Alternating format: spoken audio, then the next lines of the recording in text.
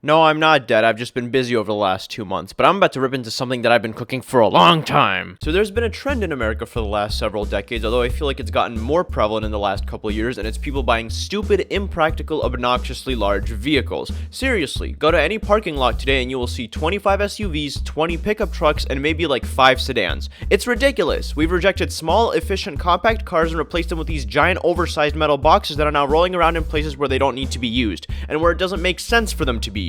Look at this fighter jet. You see how it's all sleek and aerodynamic and, clearly meant for speed? Now imagine if it looked like this. This is literally what SUVs entail. It is basically just a bulkier, stretched upwards sedan, or hatchback. I'm kind of using the terms interchangeably. A sedan is just any small car, and SUV is just any obnoxiously large vehicle. You get the idea. Now what does this mean? This means that SUVs are less fuel efficient, less aerodynamic, slower, and less practical as a standard mode of transportation. Like, it doesn't even aesthetically make sense. Roads are nice and flat and low to the ground, and likewise the things on them should also be nice and flat and low to the ground. Like, it just fits together better that way. And you know what is nice and flat and low to the ground? Small cars, motherfucker! Roads are meant to quickly get you from point A to point B, and small cars are designed to do just that. Their low profile makes them more aerodynamic, which allows them to go fast without putting a lot of strain on the engine, which in turn also gives them better gas mileage. I feel like everybody just ignores that last part because you always see people complaining about gas prices. Well, maybe if you didn't buy a fucking 15 mpg F350 for no reason, you wouldn't have to fill up your tank every 30 minutes. Now, to be clear, there are still uses for larger vehicles, the same way that not every plane in the sky is a fighter jet, and you do sometimes need planes that look like this,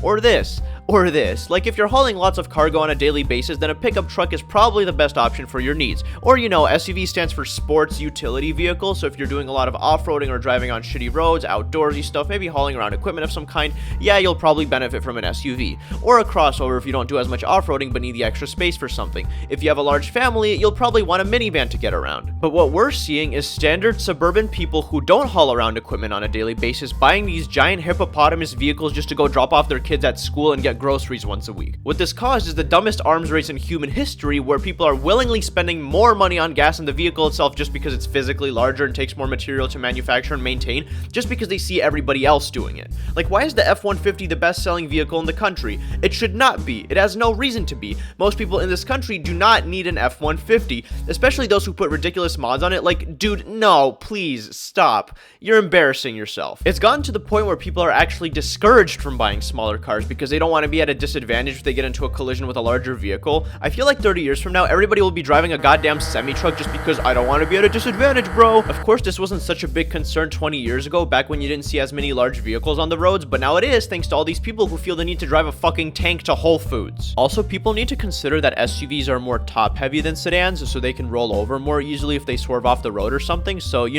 they don't have an absolute advantage in safety over smaller cars. Apparently, this whole thing started back in the 70s when regulations were passed to make cars less powerful in order to maximize fuel efficiency, but those regulations weren't very strict with pickup trucks for some reason, so every NASCAR driver wannabe got one of these things, and I feel like that's where this whole big vehicle equals cool thing came from. And to be honest, even I thought pickups and SUVs were cool back when I was a kid, since they weren't super common at the time, but now that they're everywhere and in places where they're completely unnecessary, they're really starting to get on my nerves. Now you may ask, why do I care so much about what other people are buying? Because first of all, big vehicles are not only more dangerous for smaller cars, but also pedestrians, since you might not see someone from how high you're sitting. They're just inherently not good for those kinds of environments. Second of all, I don't know if this needs to be said, but big vehicles are less fuel efficient, so they burn more gas and, are worse for the environment. We should be driving vehicles that are more fuel efficient, not less. Of course, if it's electric, then it doesn't really matter, but since electric cars aren't super common, at the very least, we need to buy vehicles that will minimize our carbon footprint. And finally, the market being skewed towards pickup trucks and SUVs means there are less options for me, because I don't want a giant, expensive, oversized elephant box on wheels. I just want a small, affordable car with a combined gas mileage of at least 30 that will get me wherever I need to go.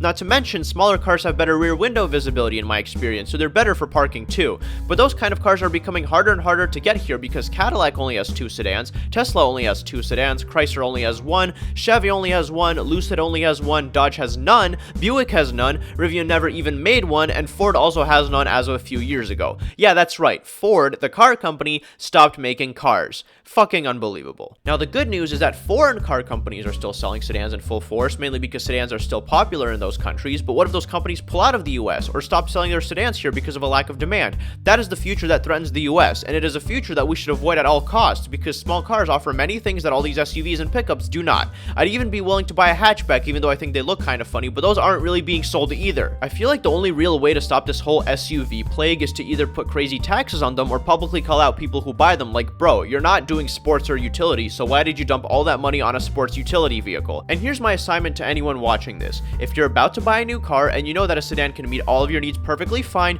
then please, for the love of God, buy a sedan. Not a pickup, not an SUV, not a crossover, a sedan.